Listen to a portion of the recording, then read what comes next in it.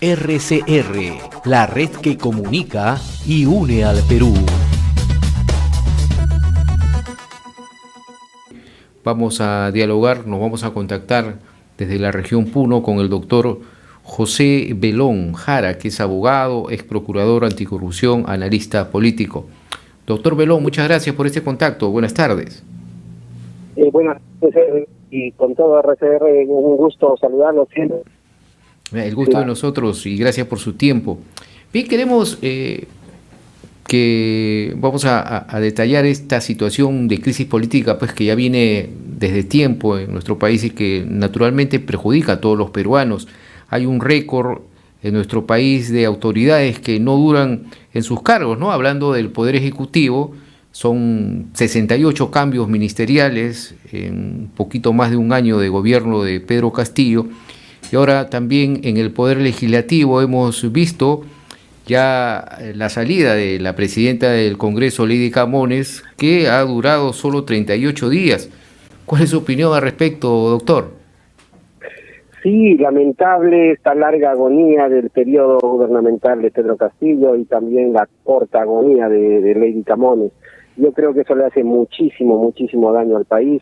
Demuestra definitivamente que ya no hay clase política en el país, ya no se puede hablar de clase política porque en realidad no es una clase, ya son personas eventuales, improvisados, que no saben hacer política, no saben tener convicciones, no tienen ideología, es decir, estamos en una desorganización absoluta en el nivel político y eso refleja pues en estos temas como lo sucedido en el Congreso respecto a la censura de Lady Camones, de la intervención muy directa de parte de César Acuña. Obviamente hay que reconocer que siempre ha existido este tipo de manejos políticos de los líderes, pero lo han hecho de una forma de pronto más elegante, más organizada, con mucho más cuidado, sin tener una intervención muy directa o sin manifestar favorecimientos tan directos como lo ha hecho Acuña. Esto pues desenlaza y desencadena en ilícitos penales, ilícitos administrativos, ilícitos electorales, y se nota en síntesis que los políticos, ya no, reitero, no hay clase política, pero los políticos en el Perú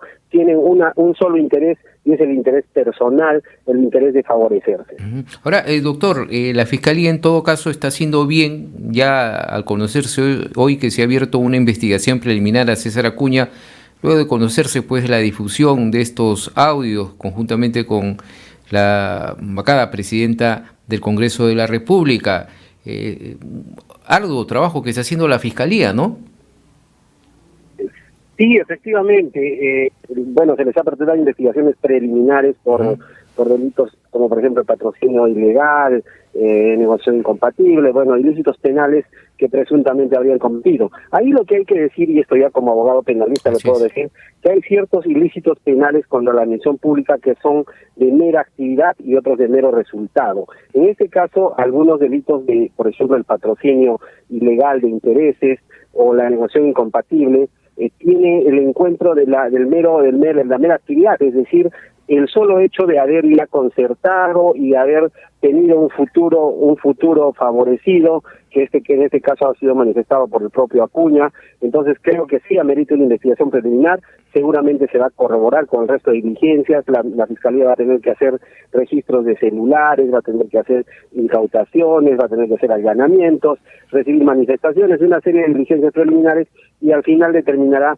si efectivamente hay responsabilidades penales o no. Me parece saludable que el Ministerio Público intervenga en todos los niveles sin fijarse si es ejecutivo o legislativo, y me parece saludable que también hayan involucrados en la apertura de investigación al Premier y al Ministro de Justicia en el delito de organización criminal. Creo que es un conjunto y un concierto de personas y voluntades que están trabajando ilícitamente a nivel del Ejecutivo. Ahora, doctor, precisamente usted por su conocimiento como abogado y también es procurador anticorrupción, ¿cómo quedaría si se le hallaría al señor César Acuña una responsabilidad penal? ¿Cómo quedaría su candidatura en la región Libertad? Ahí tenemos dos escenarios. En el nivel electoral, con un control posterior que permite la ley electoral, el reglamento electoral permite un control posterior y precisamente es para verificar si el candidato está utilizando fondos, medios o de algún modo argumentos como por ejemplo el Congreso, un proyecto de ley. No nos olvidemos y digamos a la población que hacer un proyecto de ley es tan igual como celebrar un contrato o una licitación. Es una actividad administrativa en la que un funcionario público que se llama congresista se está aprovechando del cargo y le está dando prioridad para que salga beneficiado Acuña. Y a su pregunta, ¿cómo quedaría César Acuña? En este caso el derecho penal le llama extraneus, es decir, un tercero que no es funcionario público se beneficia con la función pública, con este proyecto de ley, como él mismo lo dijo, y esto tiene una pena privativa de libertad de 4 a 6 años. Si hablamos de un tema ya mayor, en un juicio oral, eventualmente le podrían imponer una pena de 4 a 6 años. 4 a 6 años, ¿no? Si es que llegaría a una responsabilidad. Es lamentable cómo lo que viene sucediendo en nuestro país, porque vemos abrir investigación por primera vez, algo inédito, que se le está investigando a un presidente en pleno ejercicio. Por ello, el trabajo de la Fiscalía pues es más difícil, ¿no, doctor? Sí, efectivamente, y yo le pienso ahora en la flexión y la teoría esta, cuando tenemos políticos que están en el ejercicio del cargo y que se nota, hay elementos de convicción que están cometiendo delito permanentemente, están en un ejercicio continuo del ilícito penal contra la visión pública, yo no creo que haya constitución, y me he dado la molestia de revisar desde el artículo 1 hasta el artículo 200, no está en esta constitución una protección frente a investigaciones preliminares, incluso preparatorias, porque no nos olvidemos que el nuevo Código Procesal Penal tiene varias etapas, y la etapa de acusación es la última. A partir de ahí sí existe una protección al presidente de la República, pero antes de ello la investigación preliminar, la investigación preparatoria, las medidas coercitivas como detención preliminar, prisión preventiva, son totalmente aplicables a cualquier persona, sea el presidente del República o un congresista. Entonces creo que acá la Corte Suprema tiene que hacer una evaluación muy de fondo, revisar el Código Procesal Penal, interpretar correctamente el tema legal e imponer una investigación preliminar, preparatoria y de pronto, si es necesario, las medidas coercitivas necesarias.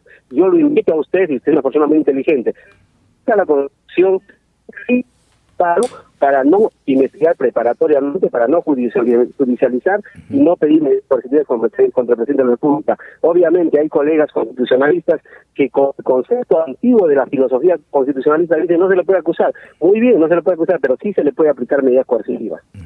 Bien, por ejemplo, una de ellas, ¿cuál podría ser, doctor? Mire, cuando hay elementos de convicción muy convincentes, cuando hay un peligro de fuga muy latente, como que pedir asilo o intentar pedir asilo en otras embajadas, y existe una pena probable superior, que en el caso de los delitos que se le atribuyen al presidente de la República son mayores de 4 años, yo creo que una medida coercitiva de detención preliminar con su consecuente prisión preventiva encaja perfectamente, más aún y máxime que se están en un estado de delito continuado. Los ilícitos penales contra la corrupción, las licitaciones están siendo manejadas, se están protegiendo niños, etcétera, se está entorpeciendo la investigación penal con una serie de actos se está entorpeciendo, y eso abona al peligro procesal. Yo creo que hay que volver a evaluar, todos los juristas tenemos que sentarnos y evaluar esta situación de la posibilidad de imponer medidas coercitivas al presidente de la República y al funcionario que esté en ilícito penal permanente.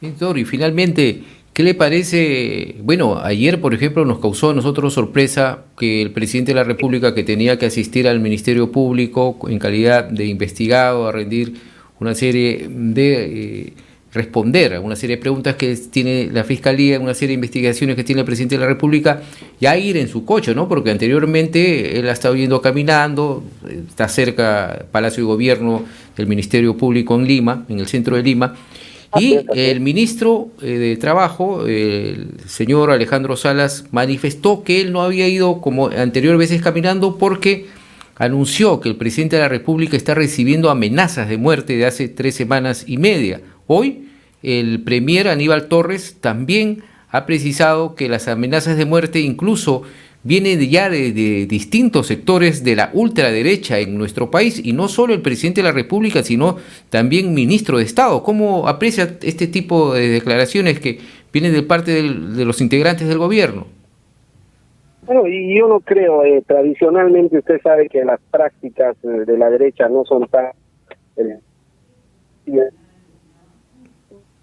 Bueno, son estrategias políticas para poder justificar de alguna forma en estas investigaciones penales el silencio que cuando es recurrente, el silencio es un derecho constitucional para todo imputado, pero cuando se constituye en un silencio recurrente a todas las investigaciones, ya puede considerarse como un entorpecimiento a la verdad. Y eso tiene que tener cuidado la defensa del presidente de la República. Y el hecho de argumentar algún tipo de amenazas de muerte, yo creo que ya, bueno, son argumentos obviamente un poco risibles, ya han sido de pronto manifestados por la Fiscalía de la Nación, con cosas más objetivas como los drones, pero respecto al presidente de la República que tiene tantísima seguridad, los ministros que tienen tanta seguridad, vehículos, policías, etcétera, yo no creo que la menor posibilidad de estas amenazas o de este tipo de situaciones.